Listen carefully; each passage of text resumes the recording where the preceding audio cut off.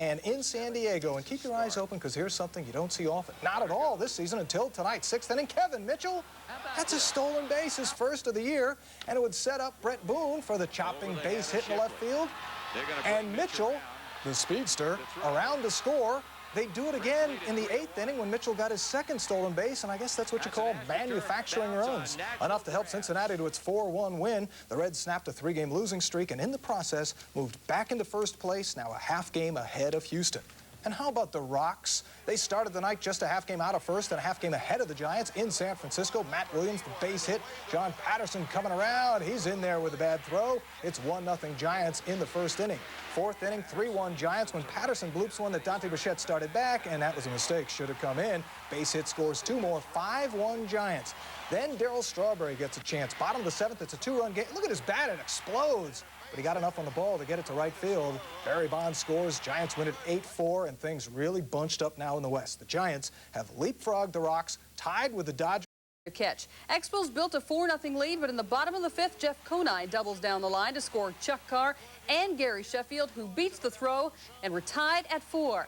But in the top of the 7th, the Expos would bounce back. Larry Walker hits it the opposite way, but Whitmore can't quite come up with this one. Oh, so close. Rondell White scores on the play, 5-4. Montreal, same inning, bases loaded. Luis Aquino plunks Mike Lansing. Ouch. Another run comes in to make it 7-4. Lansing was okay, and so indeed were the Expos. Montreal has won 9 of their last 10 to maintain at least a 2.5-game lead on the Braves. Uncorks one against Sterling Hitchcock in the top of the 4th inning. Yankees were up 1-0 till that doesn't come back. The solo shot Bell's 34th, tie the game 1-1. But hot-hitting Mike Stanley at it again in the bottom of the inning. Base hit to score Danny Tartable and break the tie. 4-1 Yanks in the bottom of the 8th when Stanley comes through again. So does Tartable as he scores the run that makes it 5-2. Final. The win, the Yankees' 9th straight over the Indians, dating back to last year. Hitchcock was sterling. He allowed baseball's best hitting team just 2 runs over 7 2/3 of an inning. The Indians will be without Albert Bell for a while starting on Monday. Originally suspended 10 days for cork being found in his bat, Bell dropped his appeal Friday once American League President Dr. Bobby Brown reduced the suspension to 6 days, which will cover 7 games. Bell issued a short statement which said he had never used or knowingly tried to use a bat with cork. The White Sox started the night 1 game behind the Indians, hosting the road warrior Mariners, and on tap, or the grill as it were, was a chance to pick up some ground. 3rd inning, tied at 3. Darren Jackson's bid for extra bases taken away by Jay Buhner. Top of the 6th, more leather being flashed by Robin Ventura down at 3rd, robbing Tino Martinez of the would-be base hit. And how about White Sox catcher Bob Melvin, eye on the ball, into the dugout, but he takes the ball with him. That's an out. Ken Griffey Jr., the one frustrated. Tie game at 4, bottom of the 7th. Norberto Martin, the base hit to score Lance Johnson. That would prove to be the game winner. 5-4 the final. The win pulled the White Sox back into a first-place tie in the AL Central with the Indians. Alex Fernandez won his 5th in a row as Chicago snapped a 4-game losing streak. Next up, Baltimore, who entertained the Jays, and these Baltimore fans, an option for the owners. Top of the 1st, Paul Molitor, batting .347, is up with 2 men in scoring position, drops the surprise bunt towards 3rd.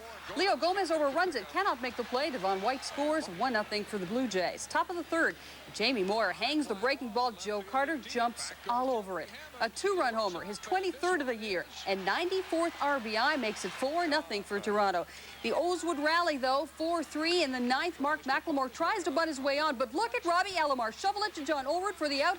McLemore is furious with Durwood Merrill. No dice, Mark. Game over.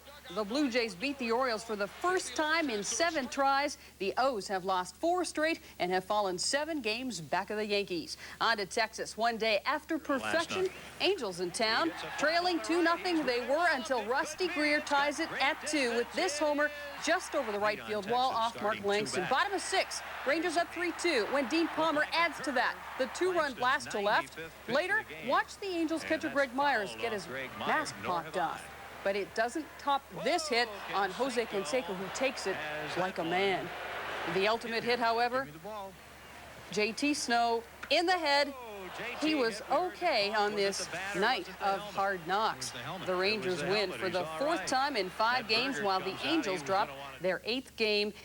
playing, and look at Jeff Bagwell. He does it again. This one's not coming back. His 35th home run of the season. It broke a 1-1 tie in the fourth inning. 2-1 Astros. Tied at 4, though, top of the ninth. 2 outs for Craig Biggio, runner at second, and he hits the routine grounder to short. Delano DeShields not used to playing there. Double pumps, and the hustling Biggio is safe at first. Runners at the corners. And the next batter, a balk would be called. The Astros would score the go-ahead run on that balk, and Tommy Lasorda not pleased about it. Bottom of the ninth, though, 2 outs. DeShields gets a chance to make up for it, and he does. In a big way off John Hudek.